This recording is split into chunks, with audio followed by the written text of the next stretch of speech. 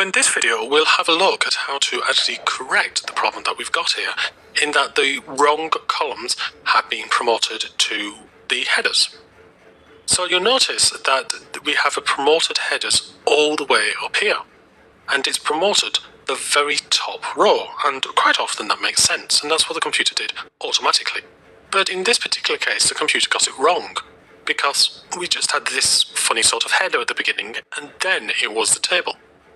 So what we're going to do is go back a few steps. So we're going to delete this creating errors step that we put on, and this change type, and this promoted headers.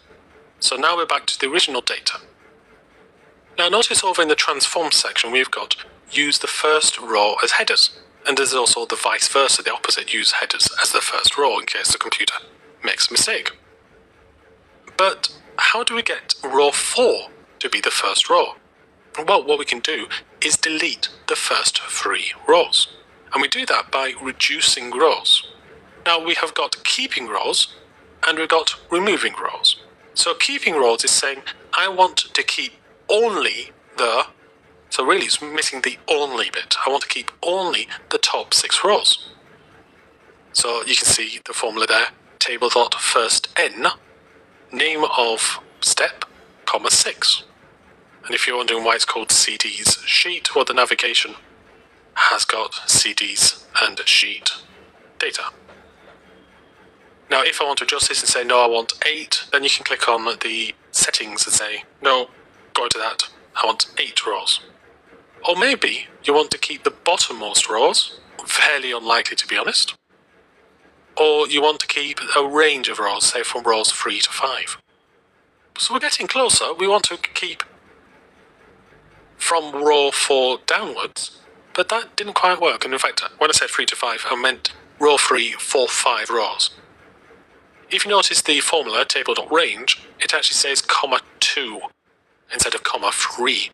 That's because M uses a 0 counting system. So if I was to count numbers in 0, it would be 0, 1, 2, 3, 4. So the third row is 0, 1, 2.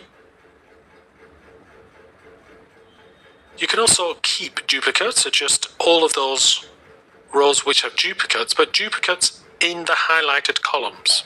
So for instance, if I wanted to have all of those which had duplicates in 10 romantic works and nothing else, well, let's say I wanted to keep the first 20 rows, and then I just want all of those which have a duplication in this column, then I can keep the duplicates. You can see it's kept the nodes at the top, and it's kept the 10 romantic works as well. But quite often you won't be keeping rows, you'll be removing rows. And the remove rows happens exactly the same way.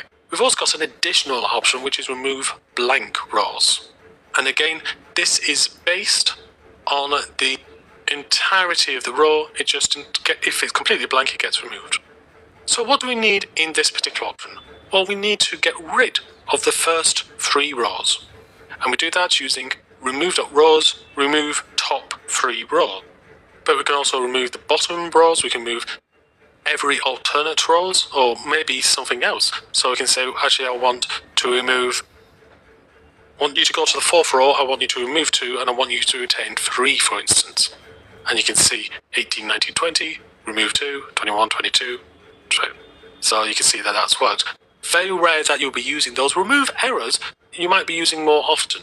So if I change this so that they're all numbers, that creates a lot of errors because there was a lot of text there which can't be numbers. I can then remove all of the errors. So everything that contained an error in that particular column. So in all of this, we're using things like M formulas like table.alternate rows, table.distinct, table.remove rows with errors. So let's go back to our specific example. I want to remove the top 3 rows. So I'm going to click on remove rows, remove top rows, and remove top 3 rows. So that uses table.skip. Not table.remove rows, as you might expect, but table.skip. So we are skipping the top 3 rows. Now you'll notice that in the formula there is a more advanced version where you can skip rows that say remove rows, where there's a certain condition. But that's a bit outside of this particular course. Have a read of that if you're interested in the documentation. So now I have got the first 3 rows skipped. I am now going to promote this now top row to be my header. So use first row's headers. And now finally we have changed this so that the information makes sense. The computer's also done something else called change type. We'll have a look at that in the transform section. But we now have the column headings we want. We no longer have this column 2, column 3, column 4. So let's close and apply. We go to the fields and you can see the fields change from column 10, column 11, column 12 and so forth. And what that change type has also done is said some of these are date fields. So we've now got date hierarchies automatically added into all of this. So when you get your data, the computer will quite probably have promoted headers. It will have put the top row of your data into headers. If you're taking this, say, from an Excel table, it may have got it wrong. You may have to remove certain rows first before you can then promote the headers. So this is a real reason why it's very useful to have this as a macro, so that if you had new data coming in the same format, you can just replace the new data, the old data with the new data, and it would run through this routine. It would take off the top 3 rows, it would promote it as headers, and you will have the latest data immediately at your fingertips.